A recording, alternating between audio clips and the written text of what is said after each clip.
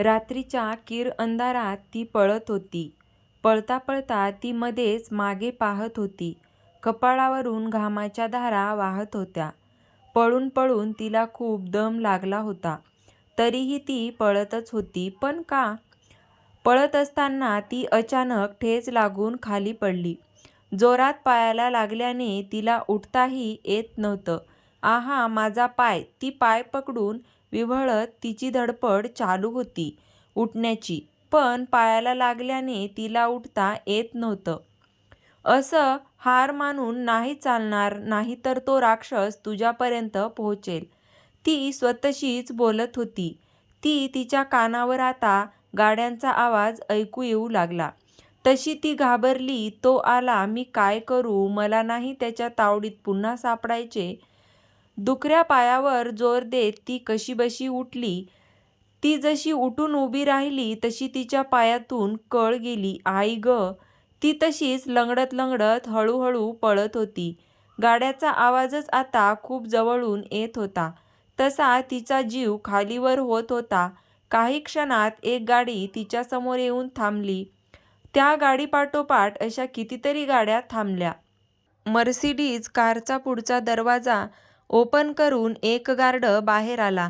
त्याने लगेच मागचा दरवाजा उघडला. तशी कारच्या आत बसलेली व्यक्तीने एक पाऊल बाहेर ठेवला तशी ती दुरून पाहणारी थरथर कापू लागली. त्याच्या येण्याने वातावरणात बदल झाला होता. त्याचा ऑरा जाणवत होता. तो म्हणजे धैर्यशील सरनोबत, ज्याच्या नावाने अख्खं कोल्हापूर शहर घाबरतं. तो आजही इथे यावेळी आला होता. सरनोबत खानदानाची दहशतच अशी होती की त्याच्या वाटेला जाण्याचं सहसा कुणी धाडस करत नाही. जो करतो त्याचे मात्र हाल हाल होतात. टक टक टक बुटाचा आवाज त्या परिसरात घुमला. ती मात्र त्याला स्वतःकडे येताना घाबरून मागे मागे जात होती. कितीही उठण्याचा प्रयत्न केला तरीही तिला उठता येत नव्हतं. साक्षात यम समोर उभा होता. त्याचे ते आग ओकरणारे डोळे पाहून ती भीतीने थरथर कापत होती. तिची अवस्था पाहून त्याने ओठ तिरपे केले. बरं वाटलं तुला असं घाबरताना. हेच पाहायचं होतं मला तुझ्या चेहऱ्यावर.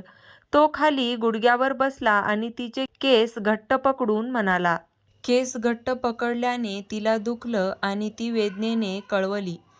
दुखलं तुला? दुखलं. ही तर फक्त सुरुवात आहे. तू मदत केलीस ना बहिणीला भर मांडवातून जाण्यास पळून.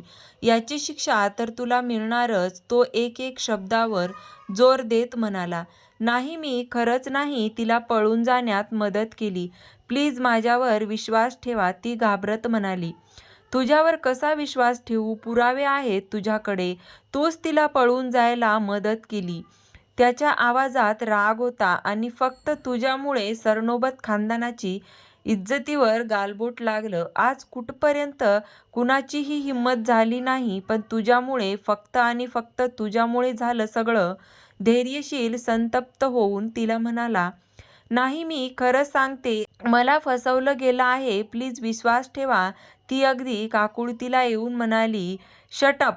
तो मोठ्याने ओरडला. त्याच्या ओरडण्याने ती दचकली. तुला खूप पळण्याची हौस आहे ना? तुला मुक्त व्हायचंय शक्य तरी आहे का या जन्मात? धैर्यशीलने तिचे केस घट्ट आवळून धरले. आहा, केस घट्ट पकडल्याने तिला त्रास झाला.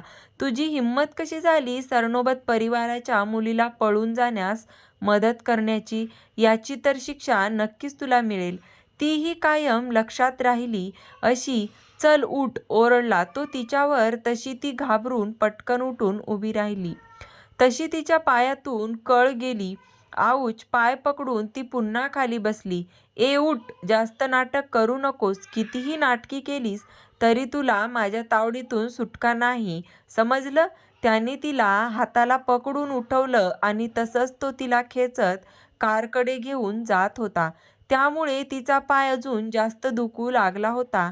माझा पाय दुखतोय, रडक्या आवाजात त्याला ती बोलत होती. पण हर्टलेस असलेला तो त्याच्यावर तिच्या बोलण्याचा काहीच फरक पडला नाही. तो तसंच तिला घेऊन कारकडे आला. ओपन द डोअर, त्याचा हुकमी आवाज आला तसे तिथे असलेल्या एका बॉडीगार्डने पटकन डोअर ओपन केले.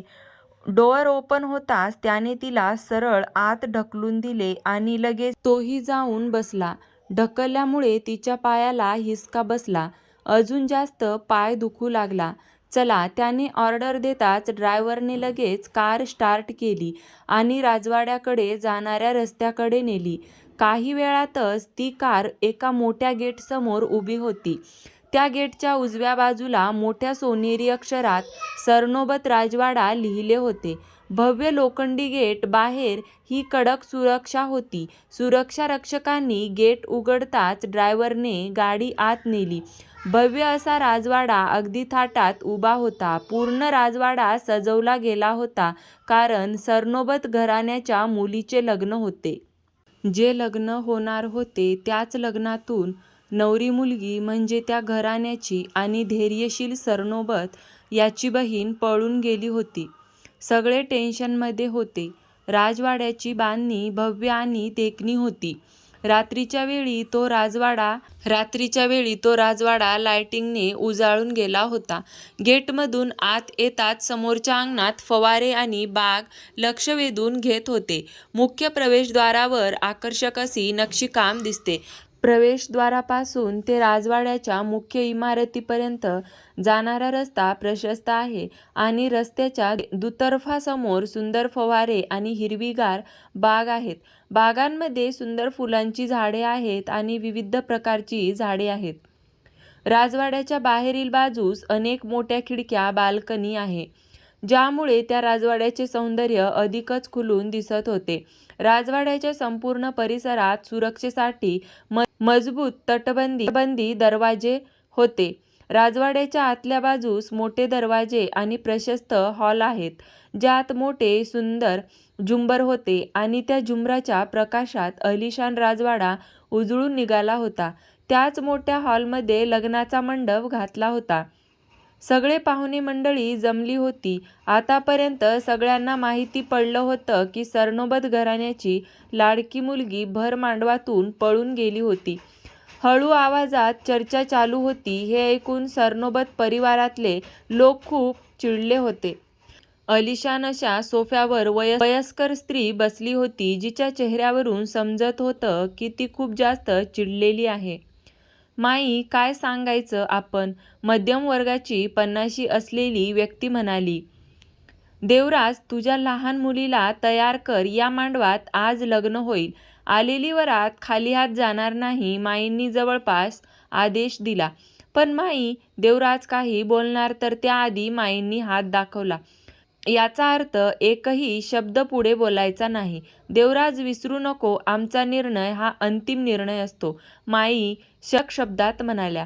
हो माई, देवराज म्हणाले. दुसऱ्या हॉलमध्ये सगळे घरचे जमले होते. नवऱ्या मुलीकडची मंडळीही आली होती.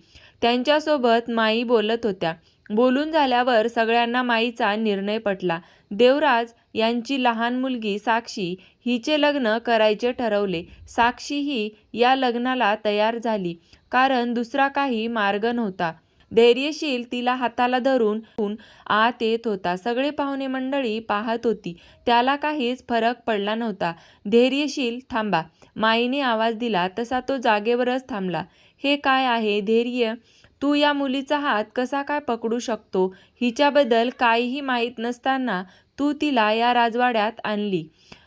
गेली होती ना या राजवाड्यातून, मग परत का आणली? यावेळी माई आवाजात जबर ठेवूनच म्हणाल्या.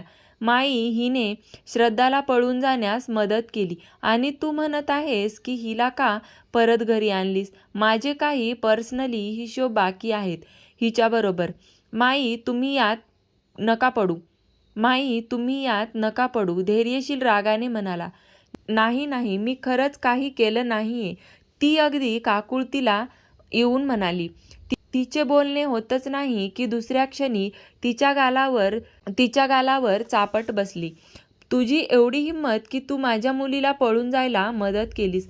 रागात तिच्याकडे पाहत म्हणाली, रत्ना, आपल्या राजवाड्यात अजूनपर्यंत मुलीच्या कानाखाली दिलेली नाहीये. ही आपली पद्धत नाही. मग ती व्यक्ती बाहेरची का असेना, मला इथे तमाशा नको. देवराज समजावं हिला, पुन्हा हे असं घडायला नको. नाहीतर माझ्या इतकी वाईट कुणीही नाही. माई एक एक शब्दावर जोर देत म्हणाल्या. हो माई, मी सांगतो तिला. ती सध्या रागात आहे आणि काळजीमध्ये आहे. देवराज रत्नाची बाजू सावरत म्हणाले, धैर्य, तुमच्या लहान बहिणीचे लग्न आहे.